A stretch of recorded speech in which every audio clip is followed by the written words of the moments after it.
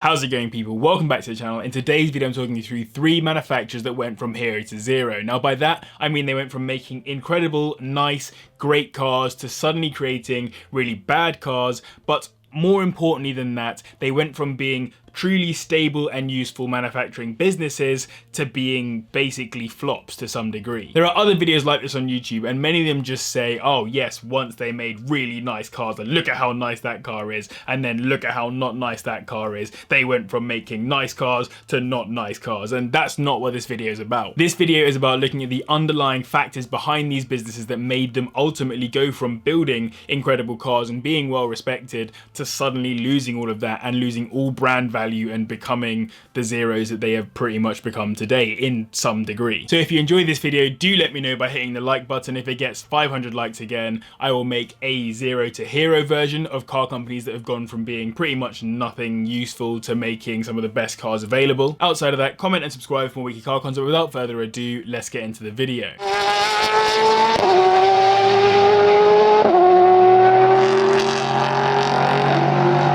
Let's start with a manufacturer that has made some of my all-time favourite cars like the 037, Delta S4, Stratos and Monte Carlo. In the last 20 years, Lancia has gone from being a legendary badge with incredible motorsports prowess and a global reach to a manufacturer with just one car that is only available in Italy and has almost no relevance to the Lancia of old. So what actually happened? A bit of history. Lancia was established back in 1906 by 2 Fiat racing drivers who put together 100,000 lira between them towards starting a garage with the intention of making cars that would be a lightweight and inexpensive route to racing. Their first car, the Tipo 51 or Lancia Alpha, quickly became well respected within the racing community, and the brand became known for stunning exteriors and interiors. In some respects, they were also at the pinnacle of innovation at the time, pushing to create new, smaller and more powerful engines, as well as having the first European production car with a complete electrical system as standard in 1913. They also had the first mass-produced car with a 5-speed gearbox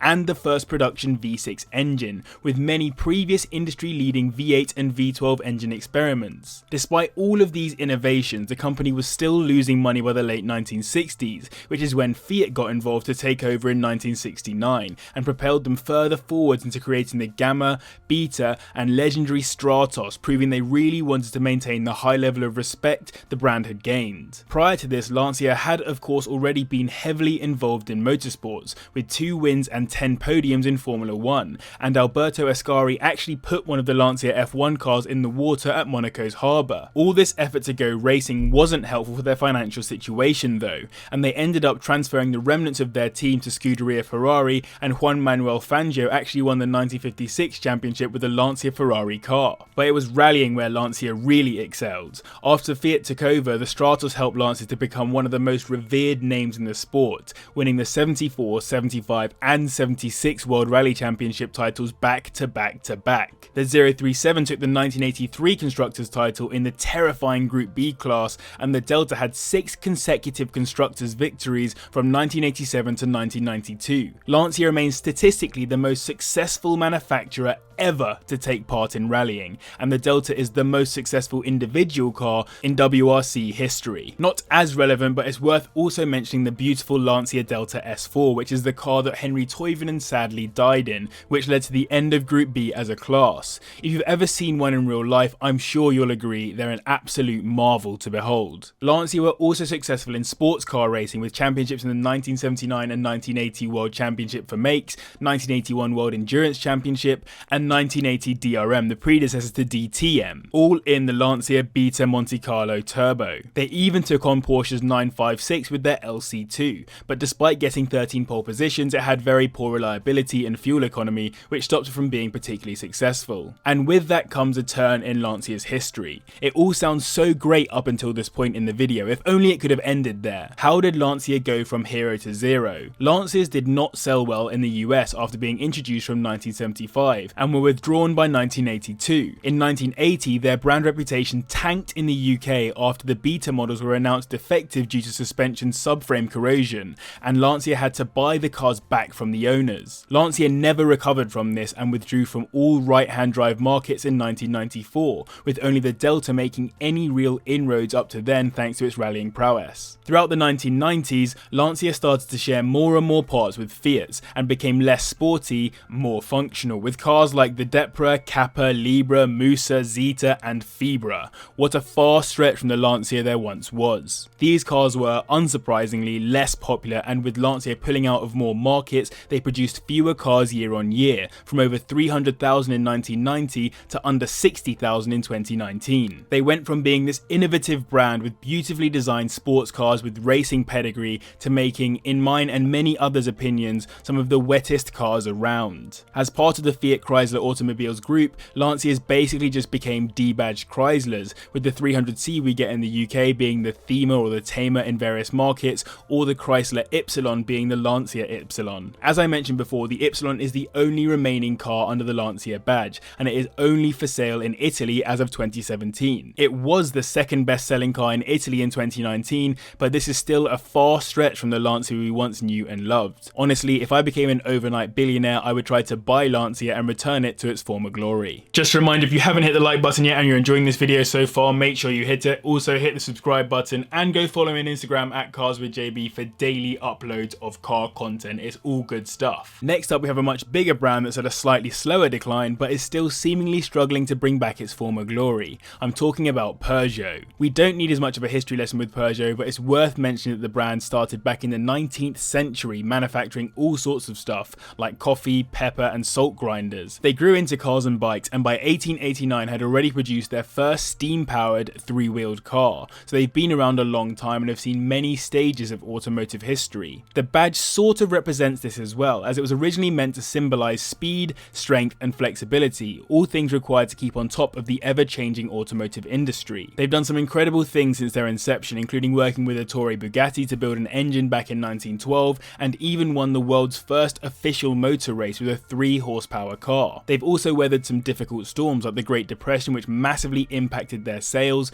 but they came back stronger by being innovative, bringing out their first ever car with a retractable hardtop roof rather than soft tops. Probably their biggest success as a business was forming PSA Peugeot Citroën, now known as Group PSA. In 1979 they bought a 30% share in the struggling Citroën and ultimately took it over altogether. They also briefly owned Maserati before taking over the European division of Chrysler. Though this was a huge success, it also made things quite difficult for the company, but we'll get onto that. In the 1980s, Peugeot really hit the jackpot and are somewhat credited for starting the hot hatch phenomenon we see today with their 205. It was a hugely popular car around Europe due to its styling, handling and general comfort and usability. Across its many markets, it was actually on sale from 1983 to 1998, overlapping with the 106 before being replaced by the 206. Part of the 205's popularity was its many models that served many different markets, from the base version you could get as a first car, through the GTI Sporty hatch, through to the Turbo T16 hot hatch homologation car for the rallying version that entered Group B, as well as the Dakar Rally. Again, they were successful here, winning the 1985 and 1986 Drivers and Constructors Championships in the World Rally Championship,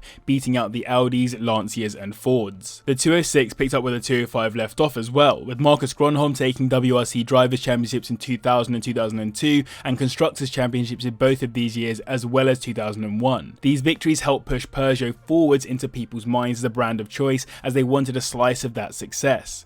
But despite all this success, Peugeot was still declining in popularity in North America and pulled out of this market after 33 years in 1991. They literally sold just 4,261 Peugeots in the US in 1990, which is absolutely horrendous. In addition, in the European markets, by the mid to late 2000s, people started to attribute the Peugeot brand with poor reliability and build quality. And even though they maintained a presence in many forms of motorsport throughout their years, including Formula 1, endurance, touring cars and sports cars, their successes did nothing to make up for the fact that many of their cars were perceived as being boring compared with their competitors, and they basically seemed to lose the hype they'd built in the 80s. They closed factories during the early 2000s despite setting a target to achieve 4 million units produced in a year by 2010, which they still haven't achieved at the time of making this video. And even though they maintained a presence in sports car racing, they refused to build any sports cars other than the RCZ Sports Coupe, so never really capitalize on this presence. The financial crash in 2008 wasn't kind to them either, and they soon closed another production plant in France. General Motors even invested 320 million euros for a 7% stake in 2012 and sold them again just over a year later for a loss of 70 million euros. Peugeot was clearly in some trouble. If you look at the stock price of Peugeot over the last 15 years or so, you can see they have still not managed to recover from the impact of 2008. I would say they have the potential to turn this all around based on how stunning their concept cars continue to be to this day. If only they could excite potential customers with real cars rather than these concept cars, maybe they might start to see a growth in sales and profits once again. The final manufacturer I wanted to discuss is by far the biggest, saddest, and most annoying failure on this list, Mitsubishi. Now, unlike Lancia and Peugeot, they don't have quite as successful a history in some aspects, as they aren't just a car company. Throughout the 20th century, that was just one small part of a massive umbrella organisation. They did make a car back in 1917, but then stopped until after the Second World War, when they came back to making road vehicles and grew well within the Japanese market. They forged an alliance with Chrysler in the 1970s, who started selling the Mitsubishi Galant as the Dodge Colt in the US market. By the way, there seems to be a key theme in this video.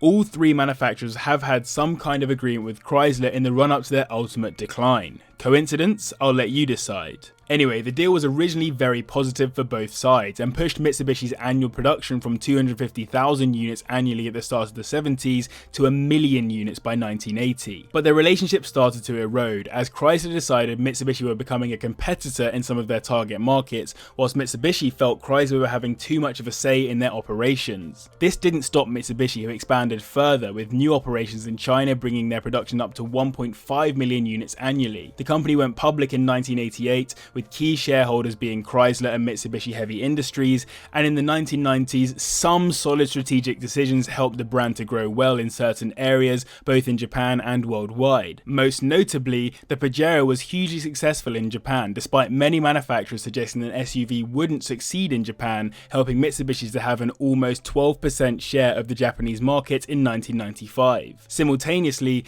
Mitsubishi were cultivating a strong cult following with cars like the Starion, FTO, GTO, and of course the famous Lancia Evo, both in the Japanese car scene and worldwide. They were also heavily involved in rallying, with many victories in Japan, but more importantly in WRC, with the constructors title in 1998 and 4 drivers titles from 1996 to 1999 thanks to Tommi Mäkinen. But around the same time they stopped being successful in WRC, they also stopped being successful in their sales. Between 2002 and 2009, their production decreased from 1.4 million units annually to 720,000, all during a time they were still producing the well-loved Lancia Evo, which many people attribute their success to. In the 1990s, there was an economic downturn in Asia, which caused a significant decrease in consumer demand in this key region for Mitsubishi, to the point at which in 1997 they had their biggest losses in history, despite the aforementioned success of the Pajero. In addition to this, they lost their rank as the 3rd largest automaker in Japan to Mazda,